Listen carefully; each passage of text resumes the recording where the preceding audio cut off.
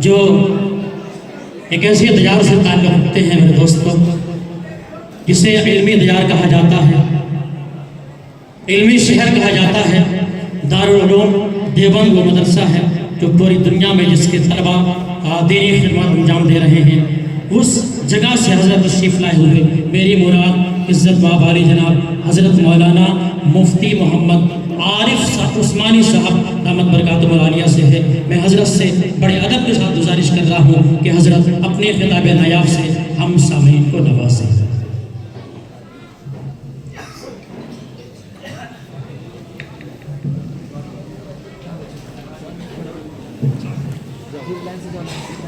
جو حضرات پیچھے کھڑے ہیں وہ بیٹھ جائیں، اطمینان کے ساتھ سنیں، انشاءاللہ حضرت کا بہت ہی قیمتی بیان ہوگا۔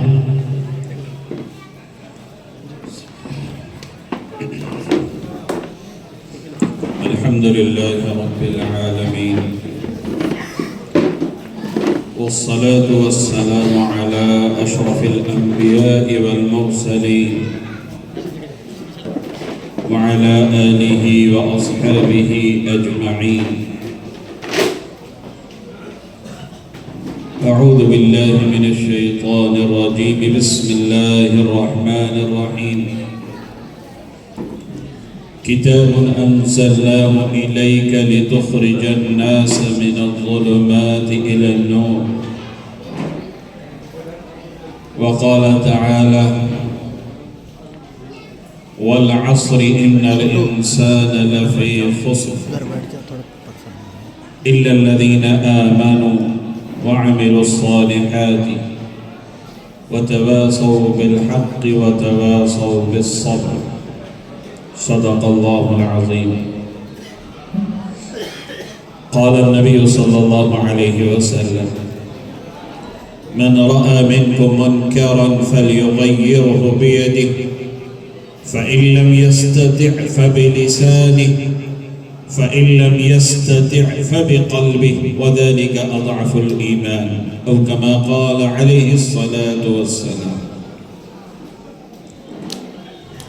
حضرات علماء کرام، بالخصوص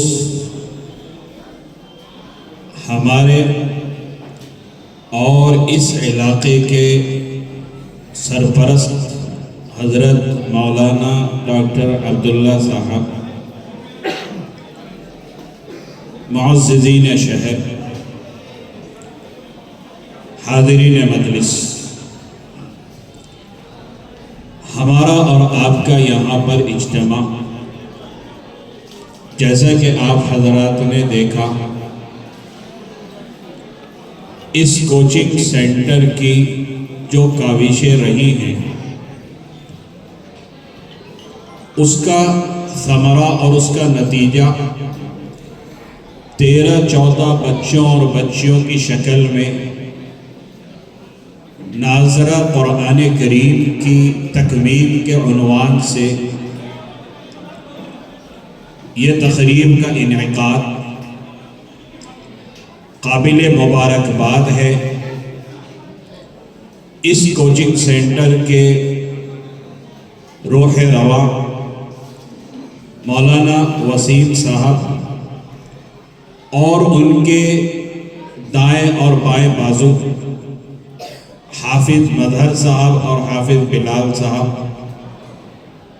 کہ جن کی کاوشوں سے اور جن کی محنتوں سے ان بچوں اور بچیوں کو یہ سعادت ملی۔ بظاہر ہم جس معاشرے کے اندر زندہ ہیں، ہمارے اوپر غیروں کی تہذیب اور غیروں کے کلچر کا اتنا غلبہ ہے کہ ہمارا بچہ اور بچی جب مدرسہ یا مکتب کے اندر جاتا ہے اور قرآن کریم کی تعلیم حاصل کرتا ہے تو ہم اس کو بہت زیادہ اہمیت نہیں دیتے۔ یہی بچہ اور بچی جب عصری علوم کے لیے غیروں کے قائم کردہ اسکولوں کے اندر جاتا ہے، اگر وہ نرسری کلاس میں بھی ہے اور وہاں پر وہ اچھی پوزیشن حاصل کرتا ہے تو ہم خوشی خوشی سب کو بتاتے ہیں کہ میرے بچے اور بچی نے فلاں کلاس کے اندر امتحان میں ٹاپ کیا. لیکن ناظرہ قرآن کریم کی سعادت ہو یا حفظ کی سعادت ہو، یہ بہت بڑی نسبت ہے جو اللہ رب العزت نے ان بچوں اور بچیوں کو عطا فرمائی. اور قرآن کریم کے ساتھ جو نسبت ہے اس کی اہمیت کا اندازہ اس سے لگا سکتے ہیں کہ جیسے مسجد ہے، اللہ کا گھر ہے، ہر ایک اس کا ادب کرتا ہے، احترام کرتا ہے. اور مسجد کے اندر مسجد کا دروازہ ہو، کھڑکی ہو، جگہ جگہ لکڑی کا استعمال ہوتا ہے. لیکن آج تک کبھی آپ نے کسی کو دیکھا کہ مسجد کے اندر جا کر اس کے دروازوں کو چومتا ہو، اس کی کھڑکیوں کو چومتا ہو؟ لیکن اسی عام سی لکڑی کی اگر رحل بنا لی جاتی ہے، جس پر قرآن کریم رکھا جاتا ہے، تپائی بنا لی جاتی ہے، اور یہ رحل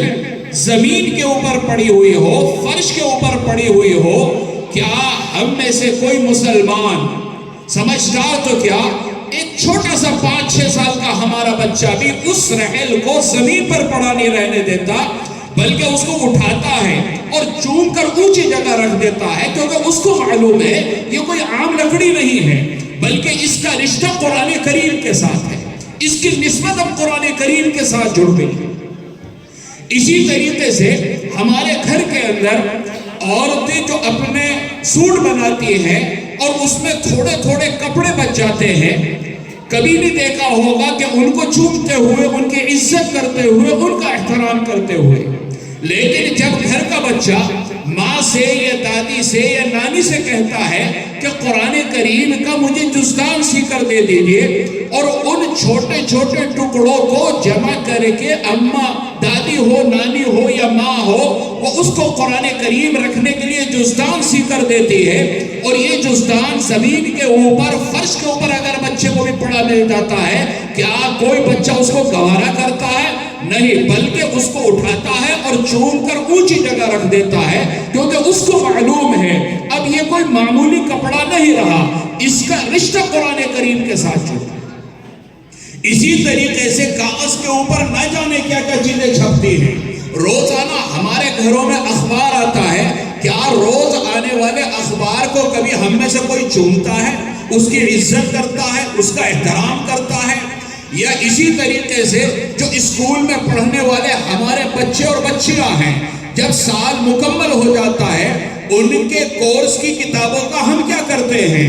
ان کے کورس کی کتابیں، کیونکہ پہلے تو یہ ہوتا تھا ایک ہی کورس جو ہے وہ سالوں چلتا تھا، بڑے بھائی یا بہن کا جو کورس آ گیا وہ چھوٹوں تک چلتا تھا. اب تو کیونکہ یہ ایک طریقے سے انہوں نے معیشت کا اور تجارت کا ذریعہ بنا لیا، ہر سال ہر اسکول کا نصاب چینج ہوتا ہے. پچھلے سال کا جو کتابیں تھی وہ چھوٹے بھائی یا بہن کے کام نہیں آتی، وہ کہاں جاتی ہیں؟ رتی والے کو ہم بیچ دیتے ہیں.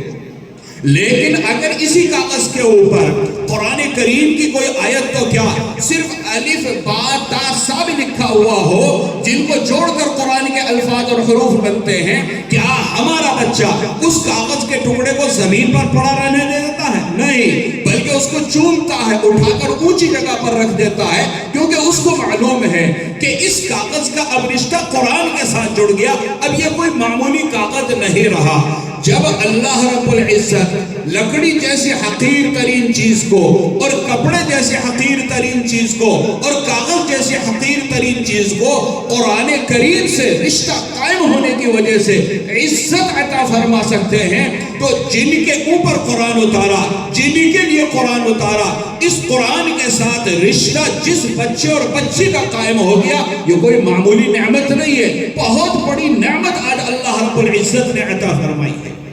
اور ہمیں اس نعمت کی نعمت ہونے کا اندازہ اس لیے نہیں ہوتا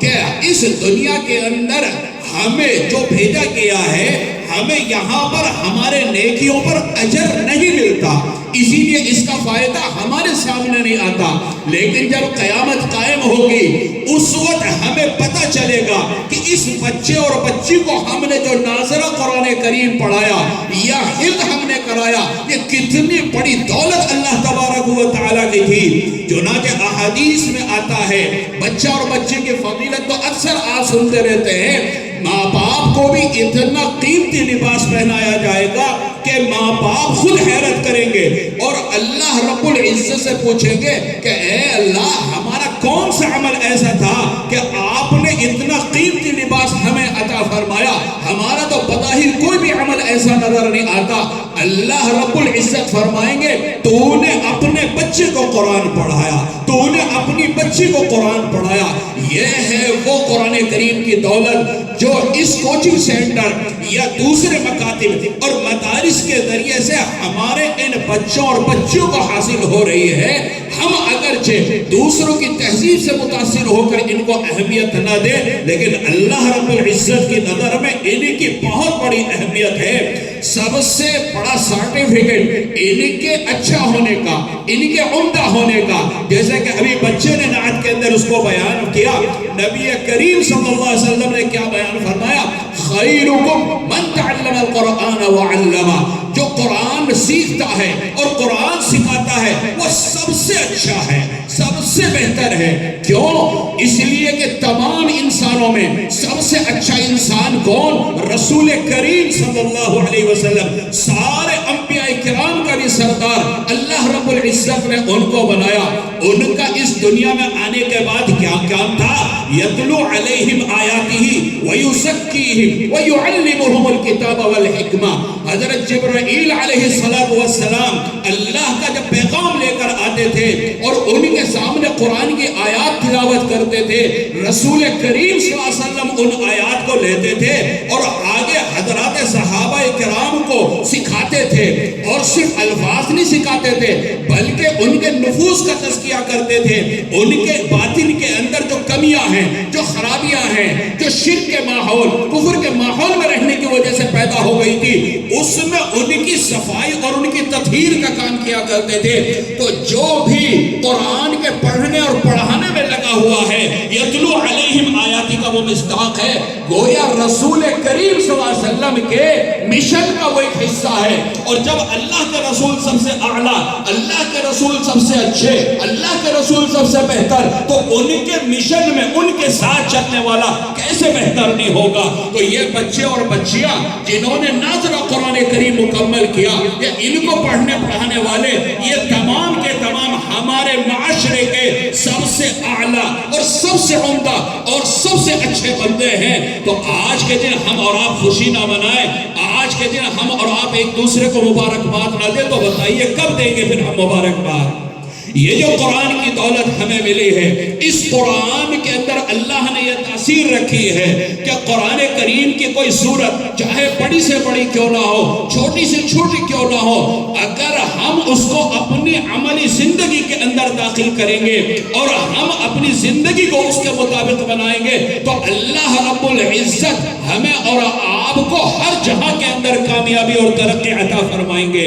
آپ میں سے اکثر حضرات کو جو سورت میں نے پڑھی والعصر ان الانسان لفی خسر، یہ سورت اکثر حضرات کو یاد رہتی ہے کیونکہ بہت چھوٹی سورت ہے، عوام الناس کو بھی اکثر یہ سورت یاد رہتی ہے، لیکن کبھی ہم نے اس سورت کا کیا مفہوم ہے، اس سورت کا مضمون کیا ہے اور اللہ تعالیٰ نے ہمیں اس میں کیا حکم دیا ہے، کبھی ہمیں اس کو سمجھنے کی توفیق نہیں ہوتی۔ ہمارے پاس اینڈرائیڈ موبائل ہے، اگر ہمارے کسی دوست کا ہمارے پاس کوئی میسیج آتا ہے، کوئی پیغام آتا ہے، مثال کے طور پر میرے دوست کا میرے پاس پیغام آتا ہے اور انگریزی زبان میں آتا ہے یا ہندی زبان میں آتا ہے اور مجھے ہندی زبان نہیں آتی، مجھے انگریزی زبان نہیں آتی، بتائیے وہ جو میسیج آیا ہے جب تک مجھے پتہ نہیں چلے گا میرے دوست نے کیا میسیج دیا، مجھے سکون ملے گا؟ مجھے پڑھنا نہیں آتا، اپنے گھر کے افراد میں، اپنے دوست احباب میں جس کو انگریزی آتی ہوگی، جس کو ہندی آتی ہوگی،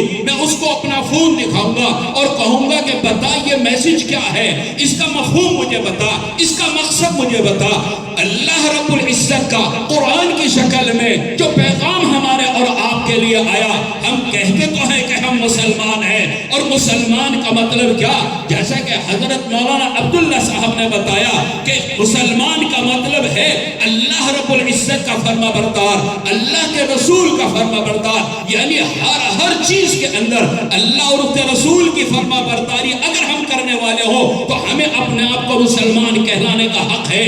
اور اگر ہم ہر چیز کے اندر اللہ اور اس کے رسول کی بات کو ماننے والے نہ ہوں بلکہ جو اچھی لگے بس اس کو مان لے، جس کا دل چاہے اس کو مان لے اور باقی غیروں کی طرح ہم زندگی گزارے، ایسے لوگوں کے بارے میں تو قرآن کہتا ہے اولئک کالانعام، یہ جانور ہے، بل ہم اضل، بلکہ جانور سے بھی بدتر ہے.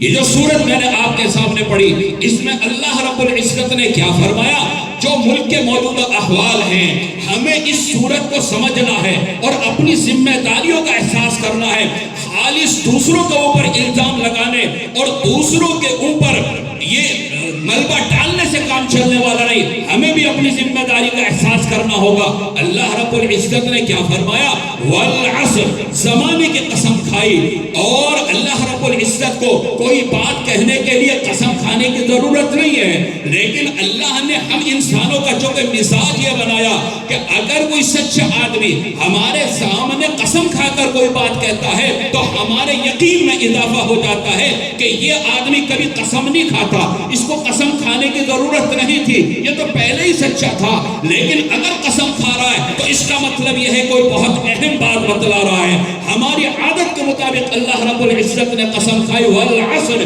ان الانسان لفی خسر، سارے انسان گھاٹے میں، سارے انسان خسارے میں. لیکن اگر انسان 4 کام کرنے والا ہو تو وہ گھاٹے سے بچ سکتا ہے، دنیا کے بھی خسارے اور گھاٹے سے بچ سکتا ہے اور آخرت کے بھی گھاٹے اور خسارے سے بچ سکتا ہے. پہلا کام کیا؟ 4 کاموں میں سے 2 کام ہماری اپنی ذات سے متعلق اور 2 کام جو ہے وہ ہمارے معاشرے، ہمارے بیوی، ہمارے بچے، ہمارے بہن، ہمارے بھائی، ہمارے پڑوسی، یعنی جو بھی مسلمان بھائی ہے ان کی ہمارے اوپر کیا ذمہ داری بنتی ہے. 2 باتیں اللہ تبارک و تعالی نے وہ بیان فرمائی. 2 چیزیں پہلی کیا بیان فرمائی؟ الا الذین آمنوا، کہ دیکھو ایمان لاؤ. الا الذین آمنوا، آمنوا کے اندر صرف یہ نہیں کہ میں کلمہ پڑھ لیا لا الہ الا اللہ محمد الرسول اللہ اور نہ نماز کا پتہ، نہ روزے کا پتہ، نہ زکوٰۃ کا پتہ، نہ حج کا پتہ، یعنی میں گناہ پہ گناہ کیے جا رہا ہوں اور اللہ کی ناراضگی والے کام کیے جا رہا ہوں اور پھر کہوں کہ میں ایمان لالا ہوں، میں مسلمان ہوں. نہیں، الا الذین آمنوا.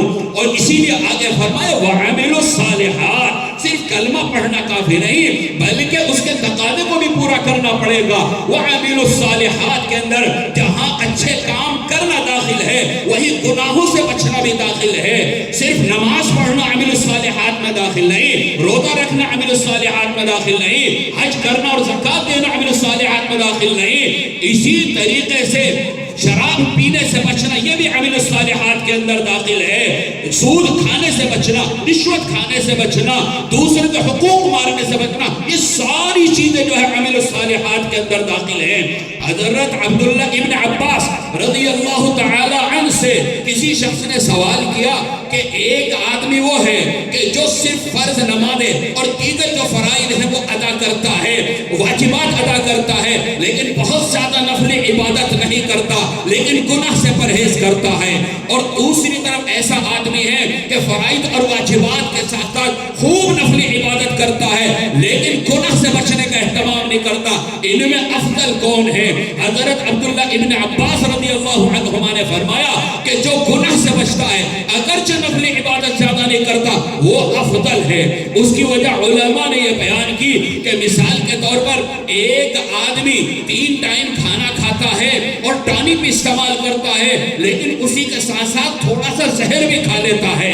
اور دوسری طرف وہ آدمی ہے جو صرف 2 وقت پیٹ بھر کھانا کھاتا ہے، اس کے پاس اتنا پیسہ نہیں کہ ٹانک استعمال کرے لیکن زہر نہیں کھاتا. ظاہر سی بات ہے آپ بھی یہ کہیں گے کہ جو زہر استعمال نہیں کرتا، اگرچہ ٹانک استعمال نہیں کرتا تو وہ فائدے میں ہے، کیونکہ جو اس نے کھایا وہ اس کے جسم کو لگتا ہے، اور جو زہر کھانے والا ہے چاہے کتنا بھی ٹانک پی لے، زہر کا تو ایک قطرہ بھی اس کے لیے جان لیوا ثابت ہو سکتا ہے۔ تو میرے عزیز دوستو، عمل الصالحات میں صرف اچھے کام کرنا ہی داخل نہیں، بلکہ ہر غلط کام سے، ہر گناہ کے کام سے بچنا عمل الصالحات کے اندر داخل ہے۔ ان دو چیزوں کا تعلق ہے ہماری اپنی زندگی کے ساتھ، کہ ہمیں اپنی اصلاح کرنی ہے، ہمیں اپنے آپ کو سدھارنا ہے، ہمیں اپنے آپ کو سنوارنا ہے۔ قرآن کہتا ہے دوسری جگہ، یا ایھا الذین آمنوا علیکم انفسکم، تمہارے اوپر اپنی ذمہ داری ہے۔ اگر تم نے اپنے آپ کو سدھار لیا، اگر تم نے اپنے آپ کو سنوار لیا،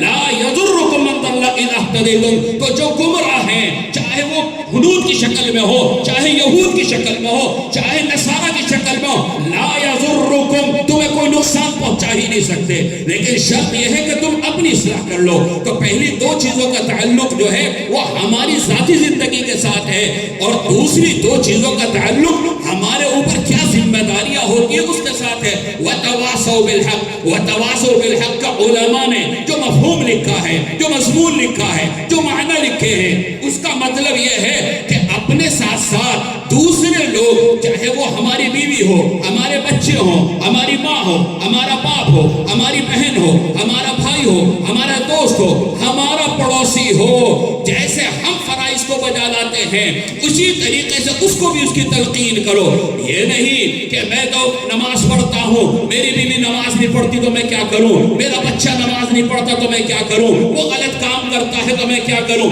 اس سے ہم اور آپ اللہ کی بارگاہ میں جب پیش ہوں گے اور اللہ کی بارگاہ میں ہم سے پوچھا جائے گا، ہم وہاں پر یہ جواب دے ہی نہیں سکتے کہ وہ تو بالغ تھے، وہ سمجھدار تھے، ہم کیا کرتے، اپنی مرضی کے مالک تھے، یہ جواب وہاں چلنے والا نہیں۔ تو وَتَوَاصَوْا بِالْحَقِّ کے اندر یہ داخل ہے کہ دوسروں کو بھی جیسے خود فرائض بجا لاتے ہو تو دوسروں کو بھی اس کی تلقین کرو، ان کو نصیحت کرو، ان کے ساتھ خیر خواہی کرو۔ اور وَتَوَاصَوْا بِالصَّبْرِ کے اندر داخل یہ ہے کہ جیسے خود گناہوں سے بچنے کا اہتمام کرتے ہو، ایسے ہی اپنے ماتحت کا، چاہے وہ بیوی ہو، چاہے وہ اولاد ہو، چاہے اپنی دکان پر کام کرنے والے ملازم ہو، یا اسی طریقے سے گھر کے جتنے افراد ہیں، خاندان کے جتنے افراد ہیں، جہاں جہاں ہمارا زور چل سکتا ہے، ہمارا اثر چل سکتا ہے، اور وہاں پر ہماری بات مانی جا سکتی ہے، تو ہم ان کو بھی گناہ سے بچانے کی کوشش کریں۔ اگر ہم یہ کام کریں گے تب تو ہم خسران سے بچیں گے۔ اگر ہم نے صرف یہ سوچ لیا کہ میں نمازی، یہ سوچ لیا کہ میں پرہیزگار، اب آگے کیا ہو رہا ہے اس طرف سے آنکھیں موند لے، تو یقیناً ہم خسارے سے نہیں بچ سکتے۔ قرآن کیا کہتا ہے، اللہ کے رسول صلی اللہ علیہ وسلم نے ایک مرتبہ ایک واقعہ بیان فرمایا کہ ایک مرتبہ اللہ تبارک و تعالی نے حضرت جبرائیل علیہ السلام کو حکم دیا کہ جاؤ فلاں بستی کو تباہ و برباد کر دو، اسے الٹ پلٹ کر دو۔ حضرت جبرائیل نے پوچھا، اے اللہ رب العزت، آپ نے اس بستی کو ہلاک کرنے کا حکم دیا، حالانکہ ایک آدمی اس بستی کے اندر ایسا ہے کہ جس نے کوئی گناہ کیا نہیں، وہ تو آپ کا بڑا فرما بردار بندہ ہے، وہ تو آپ کے ہر حکم کو بجا لاتا ہے، کبھی کوئی گناہ نہیں کیا، آپ فرما رہے ہیں کہ سب کو ہلاک کر دے۔ اے اللہ رب العزت، کیا اس کو بھی ہلاک کرنا ہے؟ اللہ تبارک و تعالی نے فرمایا، ہاں جاؤ سب کو تباہ کر دو اور اسے بھی تباہ کر دو۔ کیوں؟ اس لیے کہ خود تو گناہوں سے بچتا رہا، لیکن اس کے آس پاس جو گناہ ہوتے رہے اس کے ماتھے پر شکن بھی نہیں آئی۔ اسی کو قرآن کہتا ہے، وَاتَّقُوا فِتْنَةً لَا تُصِيبَنَّ الَّذِينَ ظَلَمُوا مِنكُمْ خَاصَّةً، اس عذاب سے ڈرو جو صرف گناہ کرنے والوں پر نہیں آئے گا، بلکہ وہ عذاب بے گناہوں کو بھی اپنی لپیٹ میں لے لے گا۔ کون وہ بے گناہ؟ اگرچہ جو گناہ دوسرے لوگ کر رہے ہیں ہم وہ گناہ نہیں کر رہے، لیکن ہمارے اندر قدرت ہے، ہمارے اندر طاقت ہے، ہم ان کو روک سکتے ہیں، اور ہم اپنی قدرت کا، اپنی طاقت کا اور اپنے اختیارات کا استعمال نہ کریں تو پھر یہ اس عذاب کے اندر ہم اور آپ بھی مبتلا ہوں گے۔ اسی طریقے سے حضرت جریر رضی اللہ تعالیٰ عنہ کی روایت ہے کہ رسول کریم صلی اللہ علیہ وسلم نے فرمایا کہ اگر لوگوں کو تم گناہوں کے اندر مبتلا دیکھو اور تمہارے اندر قدرت ہے اور طاقت ہے، تم اس کو روک سکتے ہو، اور نہیں تم نے روکا تو اللہ تبارک تبارک و تعالیٰ تمہیں بھی اس عذاب کے اندر گرفتار کر دیں گے۔ حضرت عبداللہ ابن عباس نے اس آیت کریمہ وَاتَّقُوا فِتْنَةً لَا تُصِيبَنَّ الَّذِينَ ظَلَمُوا مِنْكُمْ خاصہ کی تفسیر کرتے ہوئے فرمایا کہ اس آیت میں اللہ رب العزت ایمان والوں کو حکم دے رہے ہیں کہ اگر دوسرے مسلمان گناہوں کے اندر مبتلا ہے، چاہے تمہارا بچہ ہو، چاہے تمہاری بچی ہو، تمہارے خاندان کا کوئی فرد ہو، تمہارا کوئی پڑوسی ہو، چاہے اس پڑوسی بھی نہیں ہے لیکن ایک مسلمان بھائی تو ہے،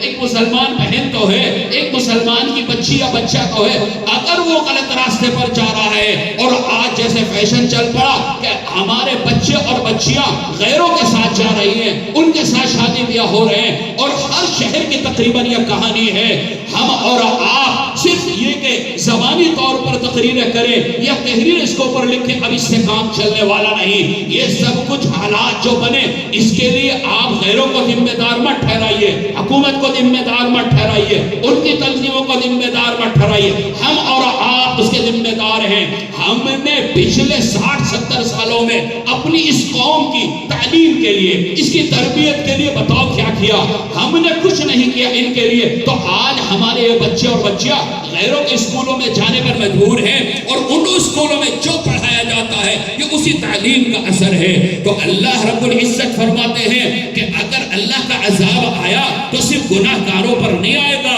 بلکہ جن کے اندر گناہ سے روکنے کی قدرت تھی، طاقت تھی اور وہ نہیں روک پا رہے ہیں، وہ نہیں روکنے کی ذمہ داری کو پورا کر رہے ہیں، تو عذاب ان پر بھی آئے گا۔ ایک حدیث کے اندر آتا ہے، حضرت عبداللہ ابن مسعود کی روایت ہے، نبی کریم صلی اللہ علیہ وسلم نے فرمایا کہ اگر تمہارے سامنے کوئی گناہ ہو رہا ہے اور تمہارے اندر روکنے کی قدرت ہے، طاقت ہے، اور پھر تم اس کو نہ روکو تو تمہارے اوپر اللہ کی ایسے لعنت ہوگی جیسے بنی اسرائیل پر اللہ تبارک و تعالیٰ کی لعنت ہوئی۔ میرے عزیز دوستوں اور ساتھیوں، اللہ تبارک و تعالیٰ نے اس چھوٹی سی صورت میں ہمارے اوپر ایک ذمہ داری ڈالی ہے کہ اپنے ساتھ ساتھ ہمیں اپنے چاروں طرف بھی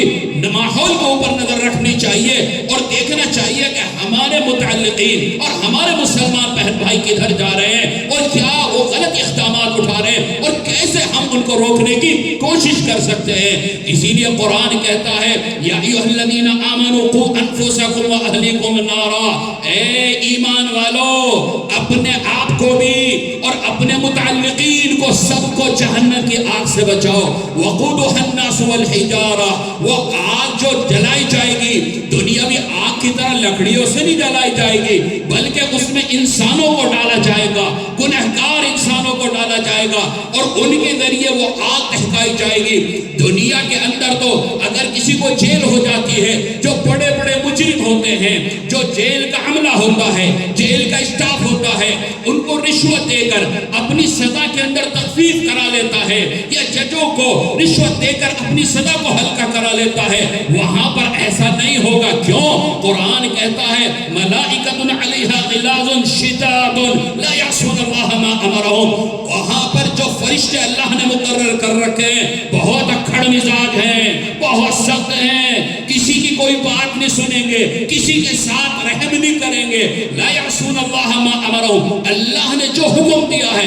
بالکل نافرمانی کریں گے۔ ویفعلون ما یؤمرون، اللہ نے جو حکم دیا وہ کر گزریں گے۔ تو وہاں پر کسی طرح کا کوئی عذر، کسی طرح کا کوئی بہانہ نہیں چلے گا۔ میرے عزیز دوستو، یہاں پر اللہ رب العزت نے ہمیں اور آپ کو کتنے پیارے انداز میں خطاب فرمایا، یا ایھا الذین آمنو۔ جیسے ایک باپ ہوتا ہے، ایک ماں ہوتی ہے، اگر اس کو اپنے بچے اور بچی سے کوئی کام کہنا ہے، اگر نام لے کر کہے کہ اے فلاں، اے فلانا ذرا یہ کام کر دے، اس کے اندر وہ پیار نہیں، وہ محبت نہیں۔ لیکن اگر ماں کہتی ہے اے میرے پیارے بیٹے، اے میری پیاری بیٹی، اے میری پیاری بچی یہ کام کر دے، تو اب بچوں کو بھی ماں باپ کے اوپر رحم آتا ہے اور ان کی بات کو وہ سنتے ہیں توجہ کے ساتھ اور ان کی خدمت بجا لاتے ہیں۔ تو اللہ رب العزت یہاں یہ بھی فرما سکتے تھے یا ایھا الناس قوا انفسکم، اے لوگو اپنے آپ کو جہنم کی آگ سے بچاؤ۔ بلکہ اللہ نے کیا فرمایا، یا ایھا الذین آمنو، اپنا تمہارے ساتھ کیا رشتہ ہے اس کی اللہ تبارک و تعالی یہاں پر گویا نسبت کو بیان کر کے یہ حکم دے رہے کہ اس نسبت کی لاج رکھو۔ اے ایمان والو، اے میرے اوپر ایمان لانے والو، اے مجھ سے تعلق رکھنے والوں، میرے واسطے سے اپنے آپ کو بھی بچا لو اور اپنے متعلقین کو بھی بچا لو۔ کیسے بچا لو؟ النار، یہاں پر جہنم کا لفظ استعمال فرما سکتے تھے، لیکن جہنم کا لفظ استعمال نہیں فرمایا، نار کا لفظ استعمال فرمایا، تاکہ بات ہمارے سمجھ میں آ جائے کہ اپنے متعلقین کو جہنم سے بچانا کیوں ضروری ہے۔ علماء نے اس کو ایک مثال سے سمجھایا کہ مثال کے طور پر گھر کے اندر چولہا جلا ہوا ہے، ہمارا 3-4 سال کا بچہ اتنا سمجھ ہے، وہ چولہے کی طرف پڑھ رہا ہے اور قریب ہے کہ وہ اپنا ہاتھ اس آگ کے اندر دے دے۔ ہم تھوڑی دور بیٹھے ہیں، ماں ہو یا باپ ہو، پہلے تو وہ اس کو سمجھائیں گے کہ بیٹا ادھر مت جاؤ، آوازیں نکالیں گے، چیخیں گے،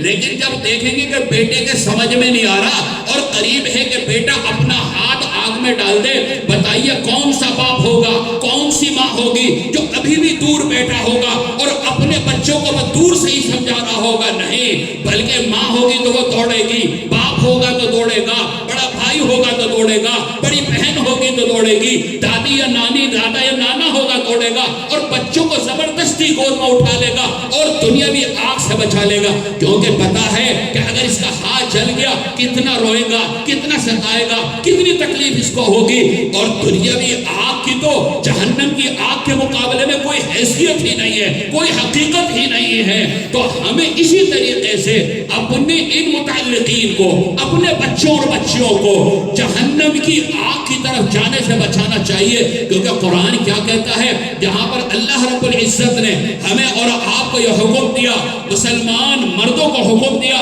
کہ خدا کے واسطے کسی غیر مسلم سے نکاح مت کرنا، ہماری بچوں کو بھی حکم دیا کہ کسی غیر مسلم مرد سے نکاح مت کرنا۔ کیوں؟ اولئک یدعون الی النار، یہ تمہیں جہنم کی طرف لے جا رہے ہیں، واللہ یدعو الی الجنۃ والمغفرۃ باذنہ، اور اللہ تمہیں اپنے حکم سے جنت کی طرف بلا رہا ہے، اللہ تمہیں اپنے حکم سے مغفرت اور معافی کی طرف بلا رہا ہے۔ اللہ رب العزت نے یہ کیوں فرمایا؟ کیونکہ ظاہر سے بات ہے کہ بچہ ہو یا بچی ہو، اگر وہ غیروں کی طرف جائے گا، یقینی طور پر وہاں کا جو ماحول ہے، وہاں کا جو کلچر ہے، اس کو اپنے عقیدے کے اوپر باقی نہیں رہنے دے گا، بلکہ یہ اس ماحول سے متاثر ہو جائے گی، اور جب ایمان ہی نہیں رہے گا تو ہمارے لیے کتنے دکھ کی بات، ہمارے لیے کتنے تکلیف کی بات کہ ہمارا بچہ، ہماری بچی، چاہے وہ کسی کی بھی ہے لیکن ہے ہماری، اگر وہ غیر کے ساتھ چلی گئی تو دائمی طور پر ایمان سے نکلنے کی وجہ سے وہ جہنم کی حقدار ہو جائے گی۔ تو ایک ماں باپ کے لیے کتنی تکلیف کی بات ہوگی۔ تو اسی لیے اللہ رب العزت نے حکم فرمایا وَتَوَاصَوْا بِالْحَقِّ وَتَوَاصَوْا بِالصَّبْرِ، کہ جیسے خود نیک کام کرنے کا اہتمام کرتے ہو تو دوسروں کو بھی اہتمام کرنے کی تعلیم دو، اور جیسے خود گناہوں سے بچنے کا اہتمام کرتے ہو ایسے ہی دوسروں کو بچانے کے لیے فکر کرو۔ آپ دیکھیے حضرات انبیاء کرام علیہ السلام، حضرت یعقوب علیہ السلام جلیل القدر نبی، ان کے باپ حضرت اسحاق علیہ السلام جلیل القدر نبی اور پیغمبر، ان کے چچا حضرت اسماعیل علیہ السلام جلیل القدر نبی اور پیغمبر، اور وہ نبی کہ جن کی قربانی کا واقعہ آپ کو معلوم ہے، اور حضرت ابراہیم، حضرت یعقوب کے کون دادا، حضرت ابراہیم علیہ السلام کے توحید، ان کے ایمان اور ان کے یقین کے واقعات قرآن کریم کے اندر بھرے پڑے ہیں۔ تو حضرت یعقوب خود نبی ہیں، ان کے باپ نبی ہیں، ان کے چچا نبی ہیں، ان کے دادا نبی ہیں، ان کا بیٹا حضرت یوسف علیہ السلام نبی ہیں۔ آپ دیکھیے کتنا پاکیزہ خانوادہ، کتنا پاکیزہ خاندان، وہاں کسی کے گناہ میں مبتلا ہونے کا ہم اور آپ تصور کر سکتے ہیں؟ کفر اور شرک تو بہت دور کی بات، لیکن جب حضرت یعقوب علیہ السلام کی وفات کا وقت قریب آیا، قرآن کہتا ہے اِذْ حَضَرَ يَعْقُوبَ الْمَوْتُ اِذْ قَالَ لِبَنِيهِ يَا بَنِيَّ اِذْ قَالَ وَوَصَّىٰ بِهَا إِبْرَاهِيمُ وَيَعْقُوبُ، یہ تو حضرت ابراہیم کا واقعہ۔ آگے أَمْ كُنتُمْ شُهَدَاءَ إِذْ حَضَرَ يَعْقُوبَ الْمَوْتُ إِذْ قَالَ لِبَنِيهِ مَا تَعْبُدُونَ مِن بَعْدِي، حضرت یعقوب نے اپنے بچوں کو جمع کر کے پوچھا کہ بتاؤ میرے بعد کس کی عبادت کرو گے؟ ہم میں سے اگر کسی کی موت کا وقت قریب آتا ہے ہمیں کیا فکر ہوتی ہے کہ میرے بعد میرے بچوں کا کیا ہوگا، ان کے کھانے پینے کا کیا ہوگا، میں تو کوئی ایسا کام یا ایسا روزگار چھوڑ کر نہیں جا رہا ہوں کہ ان کی دنیاوی زندگی خوشگوار گزرے۔ لیکن ایک نبی اپنی اولاد سے، پاکیزہ خاندان سے تعلق رکھنے والوں سے کیا پوچھتا ہے؟ مَا تَعْبُدُونَ مِن بَعْدِي، وہ جواب کے اندر کہتے ہیں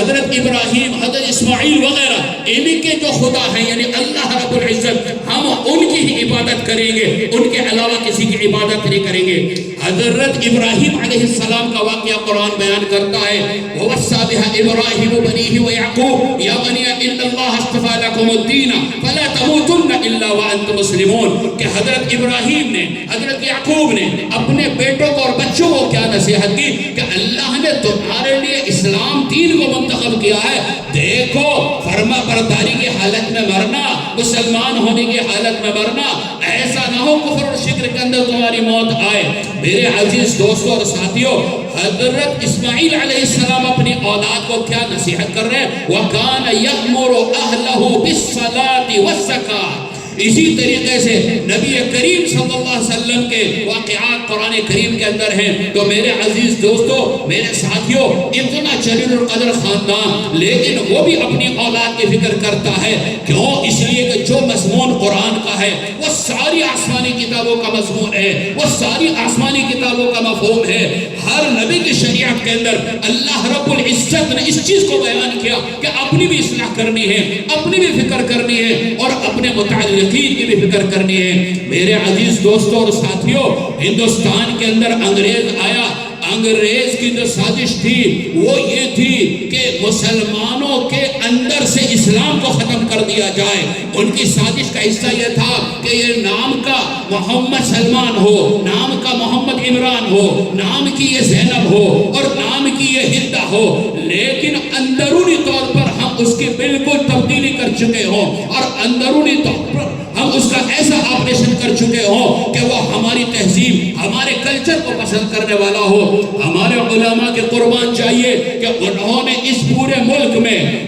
مدارس کا ایسا جال پھیلایا کہ دشمن اپنی سازش کے اندر ناکام رہا۔ حضرت علامہ اقبال جو مشہور شاعر گزرے ہیں، انہوں نے ایک مرتبہ فرمایا کہ ان مدرسوں میں، ان مکاتب کے اندر جو یہ غریبوں کے بچے پڑھتے ہیں، ان مدرسوں اور مکاتب کو اسی طرح چلنے دو، ورنہ میں اپنی آنکھوں سے وہ منظر دیکھ رہا ہوں کہ اگر ہندوستان کے اندر ان مدارس اور مکاتب کو بند کر دیا گیا تو جیسے اندلس کے اندر ہوا کہ آج وہاں پر 800 سال مسلمانوں کی حکومت رہنے کے بعد